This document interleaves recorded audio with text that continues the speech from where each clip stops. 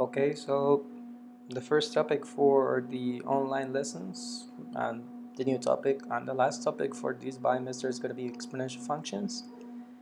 And the motivation is because a lot of things have been said about the new virus, the spread of the COVID-19, um, especially about one word that it's an exponential, that it's growing exponentially and stuff like that. And since it is on the syllabus anyways, I thought that it would be like interesting to understand what exponential functions are, how they work, so you know what they mean when they say exponential, referring to this virus. Okay, so first of all, for exponential functions, there are two questions that we have to answer. What are they, and what is their functional form? So what are they? Exponential functions basically are just a new type of function that we're adding to your toolkit. Remember that you already know like linear functions, um, quadratic functions, polynomial functions, and now we're adding exponential functions. These are functions that grow or decay, as we will see later, very rapidly, like really fast. And the rule for going from one value to another, at least for integer values, is going by multiplication of a factor. We'll understand this later on. The functional form of the exponential functions is just this simple equation that you see, a times b raised to the x. A, v are numbers. They can be any numbers. A can be any positive or negative number other than 0, of course, otherwise there will be no function at all. The base can be any number as long as it is positive. That is a requirement for this type of functions, that the base is positive. And the exponent is now anything. It can be anything. And if you see the form of this function, just this part, remember that the polynomial functions and all the other functions that you know so far have this relationship inverted. They have the x as the big thing and the number as the small thing, and the number as the exponent. And for exponential functions, that relationship has been inverted. Okay, so you see now a number raised to something that is going to be changing. That is the fundamental change in exponential functions. And let's see this for example. So you have a regular function x, just a linear function, and something else, x squared. We say that it grows faster than x. It goes below the x line for just a little bit, but after that it really grows faster than that, right? Like the blue line grows faster than the red line. Of course, x to the 3 follows kind of the same pattern. It grows faster than the red line, it goes faster than the blue one, and the other two never catch up with the green one again. So we see that as the power increases, the function grows faster, right? But let's just focus now on x squared. And what happens if we invert this relationship? Instead of having the thing that changes raised to the 2, what if we put first the 2 and then we raise it to something that is going to be changing? This is an exponential function. And as you can see, the exponential function goes faster than the blue one, and then you might think, oh, the blue one goes faster here.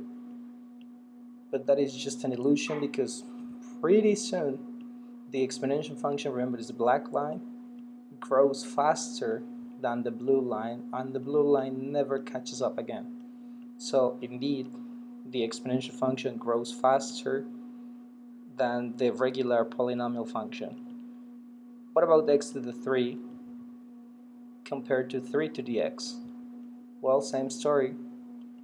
The exponential function eventually grows faster and faster than the regular polynomial function. And you might be thinking, you might be wondering, well, what about if I add all the polynomial functions up to a certain point, up to a certain point, up to a certain degree. So what happens if I add x plus x squared plus x to the 3? If I compare that with like the last one, this one, x to the 3, what happens if I invert this one and make it an exponential function? What happens if I compare that one? At the beginning, it might seem that adding these many polynomial functions, these many power functions, making this a polynomial function, these, you might think that the green one grows faster than the purple one, that the polynomial function grows faster than the exponential function. But that is simply not the case, because again, soon enough, the purple line, the exponential function, grows faster, and it's increasing at a faster pace and having bigger values than the green one. So the purple one, the exponential one, goes on top of the green one, on top of the exponent of the polynomial function, no matter that the polynomial function we have is actually an addition of many powers up to a certain point. So this one, I'm not proving anything, but I hope that you kind of get a glimpse that what I'm saying is true. Polynomial functions grow slower than exponential functions, and that's why the word exponential is used to mean something very huge and very fast in terms of growth. Now, about the rule for going from one value to another value uh, just by multiplying some factor, imagine the following scenario. Imagine that you have a bacteria culture in which at a certain point you measure 100 bacteria. So at the beginning of the time, at the time that we measure 100 bacteria, we count. And after 1 hour, we count 200. After 2 hours, we count 400. Question: what is the equation that models this behavior? This one is really easy, and it's obviously doubling the number of bacteria every hour that passes, right? Like 100, and then the double of that is 200, double of that is 400, double of that is 800, and so on. What I want you to focus on is that the increase here goes one by one, but the increase here, these will be the x values, and the y values increase not one by one, not by adding things, but by multiplying stuff, because 100 to 200, that's multiplying by a factor of 2. From 200 to 400, that is also multiplying by a factor of 2.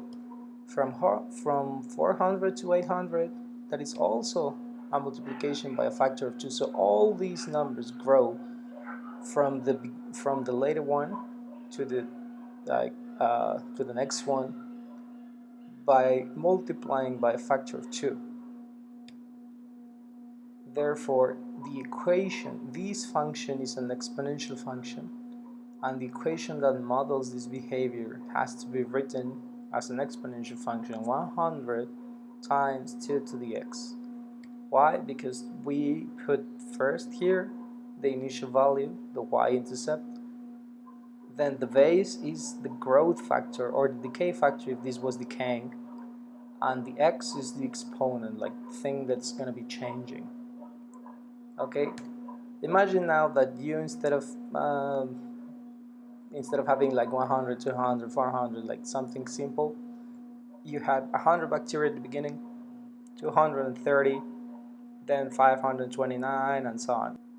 So again, this one doesn't look like it's adding like the same amount from going from one value to another. And if you actually do the math, you can realize, you can see that from one to the other, we are just multiplying by a factor of 2.3. From here to here is the first value times 2.3. From here to here, the first value times 2.3. From here to here, again, times 2.3, times 2.3, times 2.3. So again, this one is an exponential function, and the function will be something like that. 100, because I still start with 100 bacteria, but now the growth factor is 2.3 raised to the x. X will be the hours. And I want you to notice that for 5 hours, and just a small increase in the growth factor, you end up with roughly twice, oh, actually more than twice, the number of bacteria than the previous case. Just by jumping from a factor of 2 to 2.3, you get this increase. And again, that's kind of the trademark of the exponential functions. They grow really, really, really fast.